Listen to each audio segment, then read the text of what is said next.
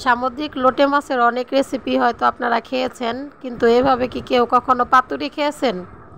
যারা খেয়েছেন তারা তো অবশ্যই জানেন যে এটা টেস্টটা কেমন। যারা খাননি তাদের জন্য আজকে আমার এই রেসিপিটা। তো চলুন সবাই রেসিপিটা দেখে নেই। আসসালামু আলাইকুম। এখানে অনেকগুলাই লোটে মাছ আছে। মাছগুলো অনেক দিন ফ্রোজেন করা ছিল, এজন্য একটু মাছগুলা শুকনো শুকনো হয়ে গেছে। অনেক দিন ফ্রিজে থাকলে যেরকম হয় আর কি মাছের অবস্থা। এগুলোকে আমার মা ছোট ছোট করে কেটে নিছে। তো এগুলোকে আমি এখন একটুখানি ভিনেগার আর একটুখানি লেবুর রস দিয়ে কিছুক্ষণ মেখে রেখে তারপরে ধুয়ে নেব। যেহেতু সামুদ্রিক মাছ, এগুলো এমনি একটু লবণাক্ত হয়ে থাকে, তো এই কারণে আমি আর লবণ দিলাম না। হালকা কুসুম গরম পানি দিয়ে মাছগুলোকে একটু ভালো করে ধুয়ে নিব। আর এখানে পাতুরি করার জন্য কিছু উপকরণ নিছি, এগুলা দিয়ে মশলা আর কি তৈরি করব। তো এখানে কিছু পেঁয়াজ নিছি, কিছু রসুন, কিছু আদা কুচি আর কিছু শুকনো মরিচ। এগুলাকে আমি ধুয়ে তারপরে কুচি করে নিছি। এগুলাকে আমি শিলপাটায় বেটে নিব। তো যেহেতু মাছের পাতুরিতে আমি সবসময় জিরা ব্যবহার করি। আপনারা কারা কারা জিরা ব্যবহার করেন অবশ্যই কমেন্টে জানাবেন। এই যে আমি এখানে 1 চা চামচ পরিমাণ জিরাও নিয়ে নিছি। তো সবগুলো উপকরণ এখন আমি শিলপাটায় বেটে নেব। আপনারা চাইলে ব্লেন্ডার করেও নিতে পারেন, তবে পাতুরির স্বাদটা মনে হয় আমার কাছে শিলপাটায় মশলাগুলো বেটে নিলেই ভালো হয়। তো আমি মরিচগুলো মিহি করে বেটে নিয়ে জিরা দিয়ে দিলাম। জিরাগুলোকে ভালো করে মিহি করে বেটে নিয়ে আদা দিয়ে দিলাম। আদা কুচিগুলো এগুলোকেও মিহি করে বেটে নিয়ে রসুনগুলো দিয়ে দিলাম। রসুনগুলোকেও মিহি করে বেটে নিব। এই সবগুলোকে মিহি করে বেটে নিছি, কিন্তু আমি এই যে সবগুলোকে আবার মিক্স করে ভালো করে মিহি করে বেটে নিচ্ছি।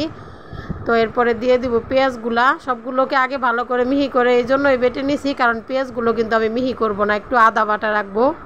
তো আমার সবগুলো মশলা বাটা হয়ে গেছে। এখানে দিয়ে দিলাম পরিমাণ মতো লবণ, আরও দিয়ে দিতেছি পরিমাণ মতো হলুদের গুঁড়া, আর দিয়ে দিব সামান্য একটু ধনিয়া গুঁড়া।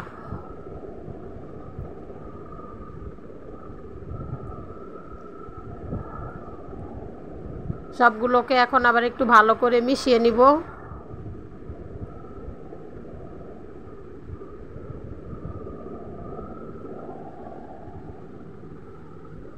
অনেকগুলো মরিচ বাটার ফলে আমার হাতটা একটু জ্বালা পোড়া করতেছে, তো এই জন্য আমার মাই এখন এই কাজগুলো করতেছে। আর এই যে এখানে আমি নিয়ে নিয়েছি কিছু লাউ পাতা। বাজার থেকে লাউ শাক এনে এখান থেকে পাতাগুলোকে বেছে বেছে আলাদা করে নিছি। আর এই যে লোটে মাছগুলো ভালো করে ধুয়ে পরিষ্কার করে নিছি। তো এখন এই যে মশলার সাথে মশলাটা পাতার মধ্যে একটুখানি আগে দিয়ে নিতেছে, দিয়ে তারপরে এখানে লোটে মাছ দিয়ে দিবে। এগুলোর উপরে আবার এখন একটু একটু করে মশলা দিয়ে পুরো মাছটাই কিন্তু একেবারে ঢেকে দিবে। এই কাজগুলো কিন্তু এখন আমার মা করতেছে।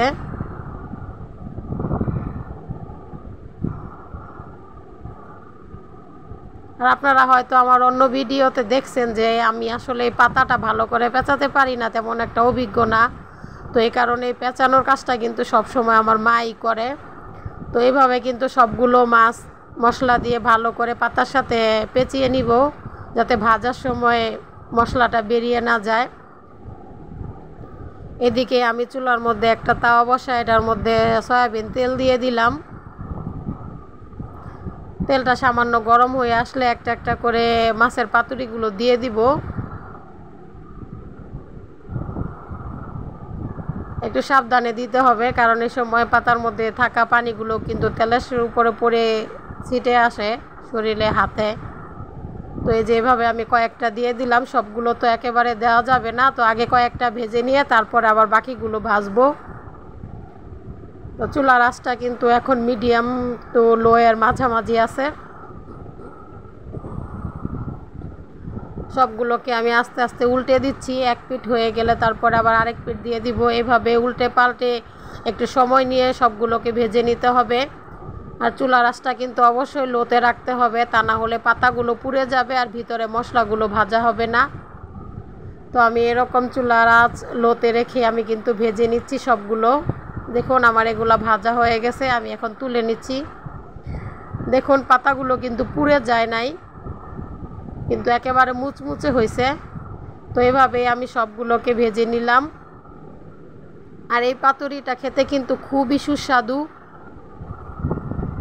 যদি রেসিপিটা ভালো লেগে থাকে তো অবশ্যই বাসায় ট্রাই করবেন। আর ভিডিওটা ভালো লাগলে অবশ্যই লাইক কমেন্ট শেয়ার করে দিয়ে পাশে থাকবেন। ভিডিওটা দেখার জন্য সকলকে অসংখ্য ধন্যবাদ। সবাই ভালো থাকবেন। আল্লাহ হাফেজ।